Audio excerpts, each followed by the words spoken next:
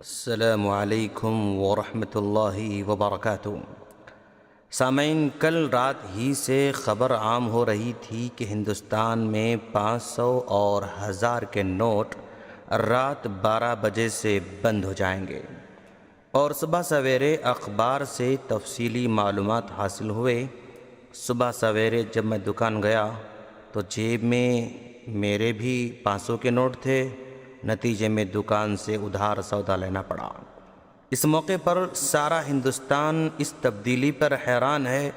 اس کی تائید بھی ہو رہی ہے، مخالفت بھی ہو رہی ہے۔ تائید کرنے والے اس کے فوائد پر روشنی ڈال رہے ہیں، اور مخالفت کرنے والے عام شہریوں کی تکلیف کا اظہار کر رہے ہیں، اور کہہ رہے ہیں کہ حکومت اپنے آنے والے یوپی الیکشن کی تیاری کا انداز بدل رہی ہے۔ تائید کرنے والے کہہ رہے ہیں اسے کالا دھن رکھنے والے گھٹنے ٹیک دیں گے، یا تو حوالے کر دیں گے یا پھر ناکارہ کر دیں گے۔ لوگ کروڑوں اور اربوں روپے رکھنے کے باوجود ٹیکس ادا نہیں کر رہے ہیں۔ اب وہ انکم ٹیکس کی نظروں سے بچ نہیں پائیں گے۔ الغرض اس کے فائدے بھی ہیں اور اس کے نقصانات بھی ہیں۔ آنے والے دنوں میں ہی پتہ چلے گا کہ اس کے پیچھے کیا سیاست کھیلی جا رہی ہے۔ اگر ہم دینی اعتبار سے دیکھیں تو ہمارے لیے ایک بہت بڑا سبق بھی ہے دوستو۔ آج جیسے ایک غیر قانونی پیسہ جمع کر کے رکھنے والا اچانک حکومت کے اس اقدام سے کتنا پریشان ہو گیا ہے، اب راتوں میں نیند بھی حرام ہو چکی ہے، کیونکہ اب اس کے کالے کرتوت ظاہر ہو جائیں گے۔ غیر قانونی مال سامنے آئے گا یا پھر وہ ناکارہ ہو جائے گا۔ اسی طرح ایک دن آنے والا ہے جس میں ہمارے اعمال ظاہر کیے جائیں گے۔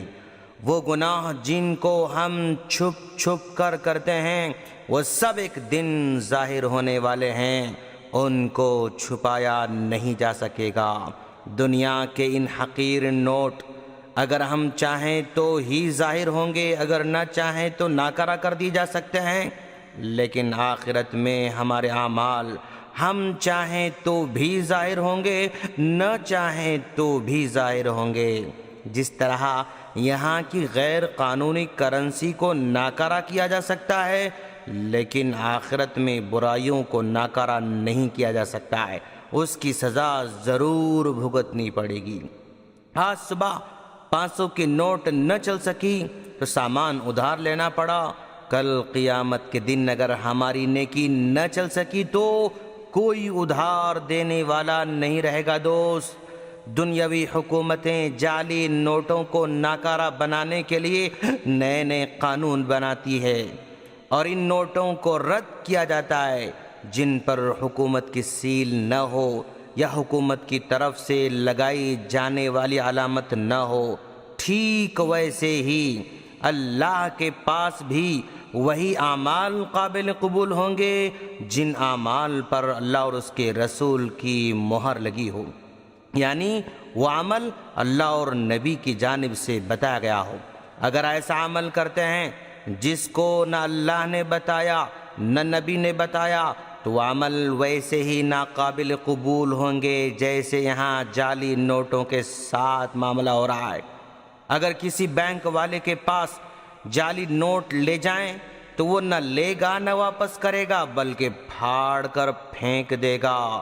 ٹھیک آخرت میں بھی جعلی عمل کرنے والوں کا ایسا ہی انجام ہوگا، ان کے اعمال کی کوئی قیمت نہیں ہوگی دوستو۔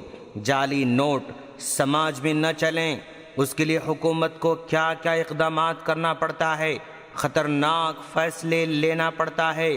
جو جعلی نوٹوں کے بارے میں بتائے اس کو حکومت سراہتی ہے، انعام اور اکرام سے نوازتی ہے، تمغوں سے نوازتی ہے، عزت و اکرام سے نوازتی ہے، اور اس کو حقیقت میں خیر خواہ سمجھتی ہے، اور لوگ بھی اس کو مہان سمجھتے ہیں، کیونکہ وہ معاشرے سے نقلی چیزوں کو مٹانا چاہتا ہے۔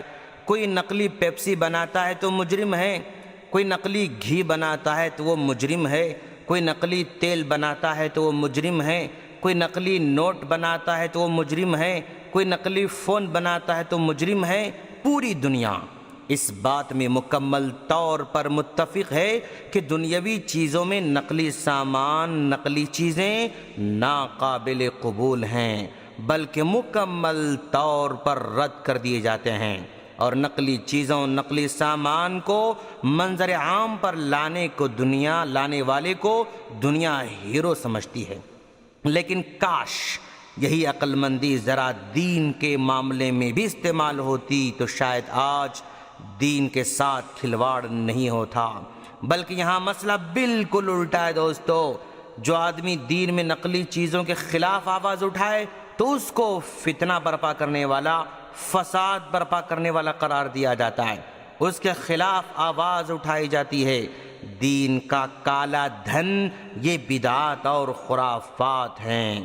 ان بدعات اور خرافات سے ہی اربوں روپے بنائے جا رہے ہیں۔ درگاہوں کا اربوں روپیہ ہضم کرنے والے بھی اب پریشان ہیں، کیونکہ ان کا کالا دھن بھی زد میں آنے والا ہے۔ نقلی چیزیں چاہے وہ دنیاوی معاملے میں ہوں یا دین کے معاملے میں ہوں، دونوں جگہ نقصان دہ ہیں۔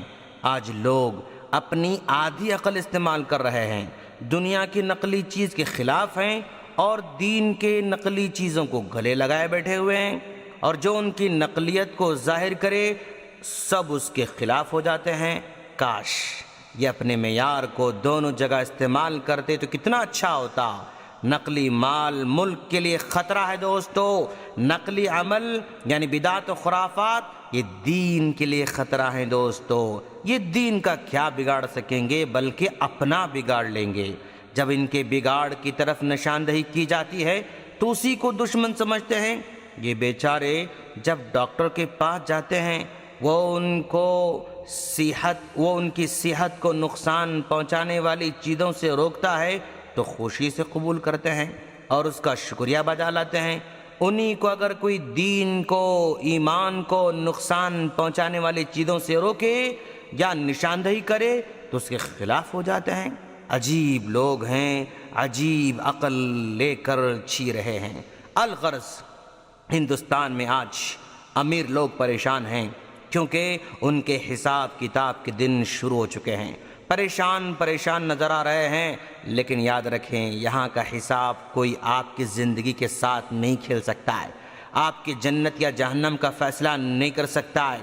اگر آپ کے پاس غیر قانونی پیسہ ہے تو تھوڑا بہت پریشانی ہوگی، لیکن ایک دن ایسا بھی آنے والا ہے، اس کے بارے میں سوچیں، جس میں مالک الملک حساب لینے والا ہے، وہ ہماری پائی کا حساب لینے والا ہے۔ 60-70 سالہ زندگی میں جو مال ہم نے کمایا ہے، کہاں سے کمایا یہ بھی بتانا پڑے گا، کہاں خرچ کیا یہ بھی بتانا پڑے گا۔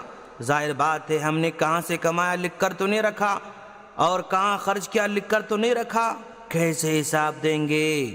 کتنا مال ہے ہمارے پاس، کبھی زکوٰۃ کے بارے میں نہیں سوچا، کبھی کسی غریب کے بارے میں نہیں سوچا، کبھی کسی غریب بچے کی تعلیم کے بارے میں نہیں سوچا، کسی بیوہ کے بارے میں نہیں سوچا۔ کروڑوں کا مال اپنی الماریوں میں پڑا ہے، کل تک اس کو دیکھ کر عجیب سی خوشی ہو رہی تھی۔ کسی سگنل پر گاڑی رک جاتی، کوئی فقیر ہاتھ پھیلاتا تو چہرہ بدل جاتا تھا۔ آج بھی وہی مال ہماری الماریوں میں پڑا ہوا ہے، لیکن اس کو دیکھ کر پہلے کی طرح خوشی نہیں ہو رہی ہے، ایک عجیب قسم کی ہیبت ہو رہی ہے کہ کس طرح اس کو میں وائٹ منی ثابت کروں۔ اس مال پر غریبوں کا حق تھا لیکن ان کو نہیں دیا گیا، آج کوئی اور لینے بیٹھا ہوا ہے۔ تو سامعین، یہ مال فتنہ ہے، یہ مال خیر بھی ہے، یہ مال شر بھی ہے۔ اگر حلال ہے تو خیر ہے، اگر حرام ہے تو شر ہے۔ دنیا میں بھی شر ہے، آخرت میں بھی شر ہے۔ ہم اللہ سے دعا کرتے ہیں کہ باری تعالیٰ تو ہم تمام کو مال کے فتنے سے محفوظ فرما، اور اس مال کو ہمارے لیے دنیا میں نجات اور آخرت نجات کا ذریعہ بنا۔ آمین۔ السلام علیکم ورحمۃ اللہ وبرکاتہ۔